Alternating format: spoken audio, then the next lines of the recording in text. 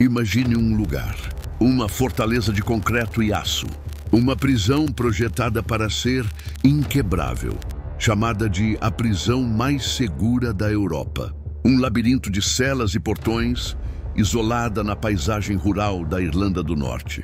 Estamos falando da prisão de Sua Majestade Maze, ou como era conhecida, H-Blocks. Agora, imagine o impensável: 38 homens, membros do Exército Republicano Irlandês Provisório. Não criminosos comuns, mas estrategistas, organizadores, prontos para arriscar tudo. Eles não apenas tentaram escapar. Eles orquestraram uma revolução em miniatura à luz do dia. É a história da fuga da prisão de Maze de 1983. Uma ousadia que redefiniu o conceito de fuga de prisão e que, até hoje, ecoa como um feito de planejamento militar. Infiltração e pura audácia humana. Você está pronto para mergulhar nos detalhes de uma das fugas mais impressionantes da história? Se você é fascinado por histórias de planejamento meticuloso, por mentes que desafiam a lógica da segurança, este é o seu lugar. Toque agora no botão de gostei para nos mostrar que você quer mais histórias como essa. E se você ainda não faz parte da nossa comunidade, aperte o inscrever-se e ative o sino. Juntos, em Fugas Impressionantes, desvendamos os segredos por trás dos planos de fuga mais audaciosos já concebidos. Para entender a magnitude do que aconteceu, precisamos primeiro compreender o palco. A prisão de Maze não era uma penitenciária comum. Sua segurança era legendária. Após as greves de fome e a intensa tensão política do início dos anos 80, o regime de segurança foi elevado ao extremo. Os detentos mais perigosos e politicamente motivados da Irlanda do Norte estavam ali, alojados nos H-Blocks, separados por enormes muros e múltiplas camadas de portões de aço. Análise lógica: um plano de fuga de Maze não poderia ser uma ação espontânea. Teria que ser uma operação coordenada, uma quebra sistemática de cada protocolo de segurança. E foi exatamente isso que eles fizeram. A data: 25 de setembro de 1983, um domingo. O horário, o mais crucial, o momento em que a guarda estava mais relaxada no período da troca de turno. O inimigo, não apenas os guardas, mas o próprio sistema, a arquitetura de contenção. O número que se tornou um símbolo de vergonha para as autoridades britânicas: 38 detentos. 38 homens saíram, rompendo o que era tido como inquebrável, o pilar central do plano. E a prova de sua organização complexa não foi a simples escalada de um muro, mas a tomada de reféns e o roubo de um veículo-chave para a fuga. Isso elimina o fator sorte e insere o fator infiltração e planejamento prévio meticuloso. Como o IRA conseguiu tamanha coordenação dentro de uma prisão de segurança máxima? A resposta é simples e aterrorizante. A organização já estava internalizada. Eles se comunicavam, agiam como uma célula, não como prisioneiros isolados. O objetivo: a sala de controle principal do bloco H7, o que exigiria que eles neutralizassem pelo menos 10 guardas. Era um plano que exigia disciplina, violência controlada e, acima de tudo, sincronia militar. Este foi o maior escape em massa da história prisional britânica. E é um estudo de caso sobre como a motivação política, quando combinada com a coordenação militar, pode derrubar barreiras de segurança física aparentemente intransponíveis. A cada passo, eles provaram que não eram meros prisioneiros, mas soldados em uma guerra prolongada, usando a prisão como seu campo de batalha e o tempo de reclusão como seu quartel-general. A primeira fase do plano era a mais crítica: a aquisição de armas. Não se tratava de ferramentas improvisadas. Tratava-se de 6 pistolas, contrabandeada para dentro da prisão. Pense no nível de corrupção, de persuasão ou de infiltração necessário para que armas de fogo chegassem ao bloco H7. Era a prova cabal de que a segurança externa falhara muito antes de o primeiro portão ser aberto. Essas pistolas seriam a chave para a dominação e o terror inicial. O palco estava montado. O domingo à tarde era um momento de maior vulnerabilidade. A troca de turno, onde o cansaço dos guardas se somava à sua rotina previsível. O gatilho foi acionado precisamente às 14h30. Foi quando os detentos do bloco H7, liderados por Bob Story, agiram. O que se seguiu não foi uma briga de prisão, mas uma operação de comando militar, com as pistolas contrabandeadas em mãos. A primeira prioridade era neutralizar o máximo de guardas possível, de forma rápida e silenciosa. A disciplina era fundamental. Qualquer tiro disparado prematuramente, qualquer grito, condenaria o plano. Os guardas foram dominados em seus postos de trabalho, amarrados e, em alguns casos, tiveram suas roupas roubadas pelos detentos que precisavam se misturar. A brutalidade era calculada. Um dos guardas que resistiu foi esfaqueado. Uma prova de que a violência estava sempre na ponta da estratégia para impor o controle total. Análise lógica. Essa fase exigiu um mapa mental detalhado do bloco, incluindo a localização exata de cada guarda, suas chaves e os procedimentos de comunicação. Isso não se aprende da noite para o dia. Isso é fruto de meses de observação e espionagem interna. O próximo e mais crucial passo, a sala de controle. Era o coração nevrálgico do bloco, o ponto onde todos os portões internos e externos eram abertos. A tomada da sala de controle foi o ponto de não retorno. Ali, a força de 38 homens, equipados e coordenados, era esmagadora. Eles passaram a controlar todo o bloco H7. O silêncio dos radiotransmissores dos guardas rendidos era o primeiro indício de que algo catastrófico estava ocorrendo. Mas as autoridades demoraram a perceber o perigo real. O atraso na comunicação foi um aliado vital dos fugitivos. Com o bloco sob controle, o objetivo se expandiu para a área externa. O plano dependia de um veículo pesado para romper as barreiras finais. A sorte ou o planejamento favoreceu-os. Exatamente naquele momento crítico, um caminhão de entrega de alimentos estava a caminho ou nas proximidades do bloco H7. Um grande caminhão Ford. O motorista foi interceptado e, crucialmente, feito refém. O roubo do caminhão não foi apenas a obtenção de um meio de transporte.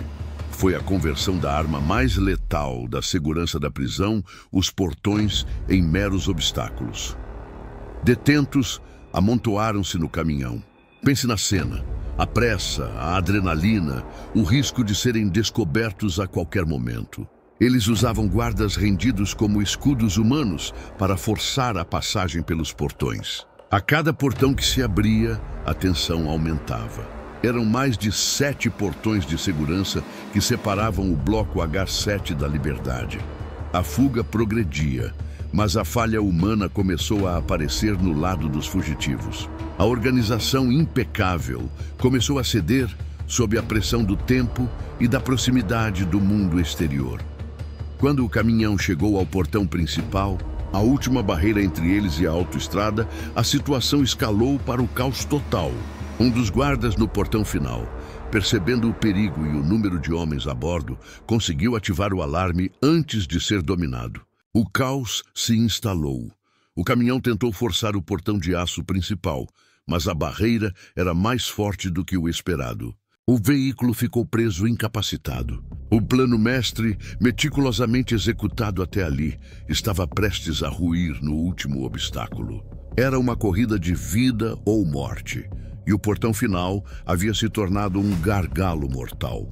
Neste ponto, o que restou não foi o planejamento, mas a pura força bruta e o instinto de sobrevivência. Os 38 homens tiveram que abandonar o caminhão, o meio de escape pensado, e partir para a última e mais perigosa fase a pé, em meio ao tiroteio iminente. Obrigado pelo ok. Agora vamos detalhar a parte 3, focando no confronto final e na caçada massiva que se seguiu, mantendo a contagem e o ritmo. O caminhão estava preso, o alarme disparado.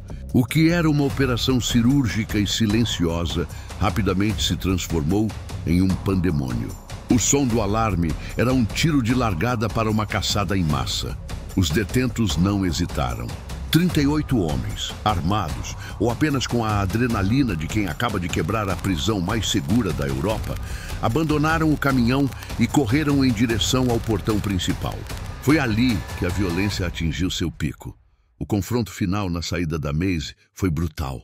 Os guardas que tentavam fechar o portão foram atacados.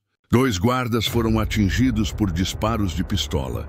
Outros foram esfaqueados e espancados. Um dos oficiais, James Ferris, foi apunhalado no peito e sofreu um ataque cardíaco fatal em meio ao caos. A ousadia da fuga custou uma vida, transformando o ato de rebelião em homicídio. Análise lógica, a decisão de abandonar o caminhão e forçar a saída a pé, sob fogo, mostra a determinação absoluta do IRA.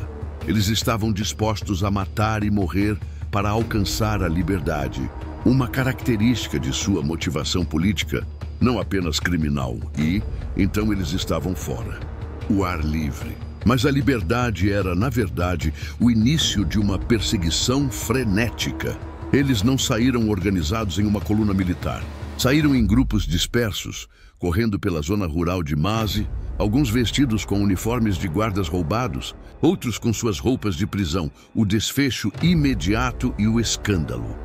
A mídia e o governo britânico reagiram com choque e vergonha. 38 homens escaparam da fortaleza inquebrável. Isso foi um golpe de propaganda devastador para o IRA e um escândalo de segurança nacional para o Reino Unido. O ministro da Irlanda do Norte, James Pryor, ordenou imediatamente um inquérito oficial, liderado pelo Sir James Hennessy. O relatório Hennessy foi contundente. Ele não culpou apenas os prisioneiros, mas sim uma série de falhas sistêmicas, o excesso de confiança da administração, a rotina previsível dos guardas e, o mais importante, a cumplicidade ou intimidação que permitiu o contrabando das armas para dentro do bloco H7. A segurança falhou de dentro para fora. A caçada começou imediatamente. O exército e a polícia da Irlanda do Norte foram mobilizados em uma operação de busca em larga escala. No dia seguinte, a primeira rodada de recapturas começou. 19 detentos foram encontrados, muitos deles escondidos em palheiros, riachos ou nas imediações da prisão, exaustos e desorientados. O que aconteceu com os recapturados foi igualmente sombrio. Relatos indicam que muitos foram forçados a passar por um corredor polonês de guardas, sendo chutados e espancados como forma de retaliação pela morte do oficial Ferris. A prisão que falhara em contê-los agora se vingava. Mas e os outros 19? Esse é o cerne do mistério. O IRA tinha uma rede de apoio externa, preparada para recebê-los. Muitos conseguiram chegar à República da Irlanda e, a partir dali, espalharam-se pelo mundo. A Espanha, a França, os Países Baixos e até os Estados Unidos tornaram-se refúgios para esses fugitivos. O desfecho e o mistério. Onde estão eles agora? A fuga de Maze foi um triunfo tático, mas um desastre de longo prazo para muitos. Ao longo dos anos e décadas seguintes, a longa mão da lei internacional alcançou a maioria dos que escaparam. Líderes cruciais do plano, como Jerry Kelly e Bick McFarlane, foram eventualmente capturados em Amsterdã, após uma intensa operação de inteligência. Eles foram extraditados e voltaram para Maze, ironicamente, para cumprir o restante de suas sentenças no mesmo lugar de onde haviam fugido. Análise lógica. A liberdade de um fugitivo de alto perfil, com motivações políticas e ligações a uma organização ativa, é sempre temporária. A pressão de governos e agências de inteligência torna a permanência anônima quase impossível. O IRA conseguiu tirá-los da prisão, mas não conseguiu escondê-los para sempre. No entanto, o verdadeiro mistério da fuga de Masi reside naqueles que se tornaram sombras. Dos 38 que escaparam, alguns poucos nunca foram oficialmente recapturados e levados de volta à prisão. Eles simplesmente desapareceram na vasta rede de apoio do IRA ou em novas identidades ao redor do globo. A narrativa oficial se concentrou na recaptura, mas o legado de Maisie é a prova de que, para alguns, o plano funcionou perfeitamente. Especula-se que alguns tenham vivido o restante de suas vidas em relativa paz e anonimato em países distantes, assistindo à distância ao fim do conflito na Irlanda do Norte. A prisão de Maisie acabou por fechar em 2000, um símbolo de uma era de conflito que se encerrava. Muitos dos fugitivos capturados, incluindo Kelly e McFarlane, foram libertados anos depois, como parte do Acordo da Sexta-feira Santa de 1998, que encerrou os Troubles. Ironicamente, a liberdade definitiva veio através de negociações políticas e não do seu ousado plano de fuga. Mas aqueles poucos que nunca foram encontrados, eles se tornaram lendas, fantasmas na história da segurança britânica. Eles são a prova de que, às vezes, o planejamento e a audácia podem superar a tecnologia e a força bruta, transformando um detento em uma lenda urbana viva. A fuga da prisão de Masi, de 1983, não foi apenas uma fuga, foi uma declaração. Uma demonstração de que, mesmo em um ambiente projetado para ser infalível, a organização humana, a disciplina e a vontade indomável de 38 homens podem explorar a maior fraqueza de qualquer sistema, o erro humano. Eles dominaram um bloco inteiro, roubaram um caminhão e, em meio ao tiroteio e à violência, rasgaram o véu da invencibilidade da prisão de Masi. Um guarda perdeu a vida. 20 ficaram feridos e a confiança na segurança britânica ruiu. Esta é a análise fria e lógica. A fuga é um estudo de caso sobre planejamento militar e falha de inteligência. É por isso que, mesmo décadas depois, a história da Maisie continua a nos fascinar. Se você chegou até aqui, é porque, assim como nós, você valoriza uma história incrível de desafio e estratégia. Não deixe de demonstrar seu apoio a esta análise. Deixe o seu gostei para que possamos continuar a trazer as melhores fugas da história. E claro, inscreva-se no canal Fugas Impressionantes e ative as notificações. Não perca nosso próximo mergulho nos bastidores da audácia humana. E agora, a pergunta que fica no ar. Dos poucos fugitivos de Masi que nunca foram formalmente recapturados, você acredita que eles realmente conseguiram construir uma nova vida no anonimato? Ou foram simplesmente silenciados pelo sistema? Deixe sua teoria nos comentários abaixo.